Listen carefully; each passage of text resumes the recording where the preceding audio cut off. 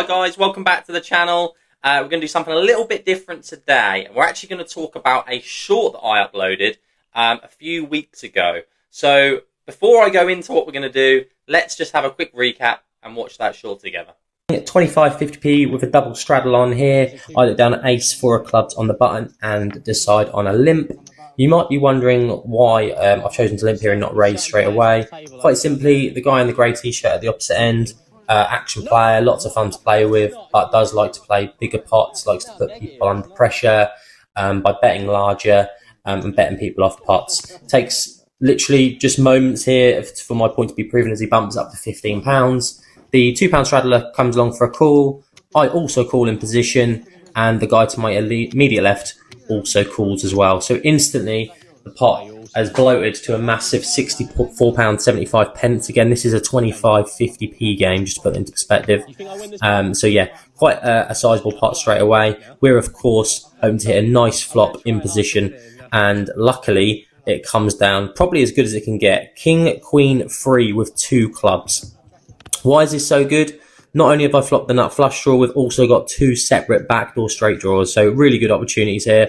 He instantly comes along for £35. The £2 straddler calls and makes my decision nice and easy, and I jam all in for the rest of my stack. We have a little bit of a chat. Of course, the dealer counts are out now. I think this is the perfect play in this spot. Like I say, pot now, including what I've put in with a starting stack of 144, is 264 quid.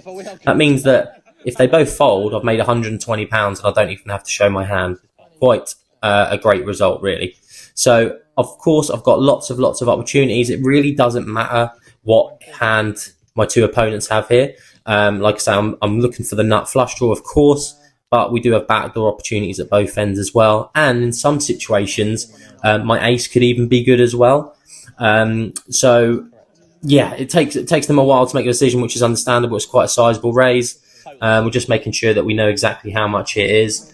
The guy in the grey t-shirt does eventually decide on making a call. Totally understandable again. Can put me on those draws as well. And it turns out I believe he's got King Jack. It doesn't actually show, but I'm pretty sure that's what is announced shortly.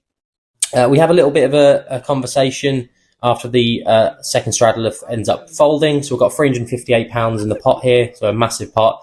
And I asked, do you want to go once or twice? I'm really happy to do whatever the other person wants. He eventually decides on twice. As you can see here, it's really even, basically a coin flip. Lots of opportunities, which is great. And boom, nail it on the first board. 10 of clubs, 8 diamonds is in some sequential. That's not a word. So we've already locked up the first board, which is brilliant. Turn comes another 10, which does give us that gut shot straight draw as well. And then we actually get really lucky on the end on the river as the ace of spades drops, giving us top pair. Okay, so as you can see, it went quite well for me there. But a lot of people in the comments, as you can see on screen here, had a thought process that I was just trying to get lucky, put it in with a draw. You know, if that's how I want to play, then fair enough. But what we're going to do now is actually go through the numbers and the thought process to hopefully prove that this is a positive EV play. So overall, long term, if I do the same play in the same spot, no matter what the outcome hand by hand, overall, over 1,000 hands, a million hands, it will be a profitable play. So after some limps pre-flop, the straddler bumps up to £15.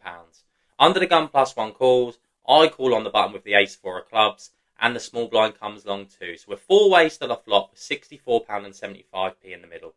Now, when we're talking about percentages, pot odds, value, expected EV, blah, blah, blah, we have to always know what's in the pot. We have to know what our equity is, and our stack size and our opponent's stack sizes as well. So we can talk about implied pot odds, etc., etc.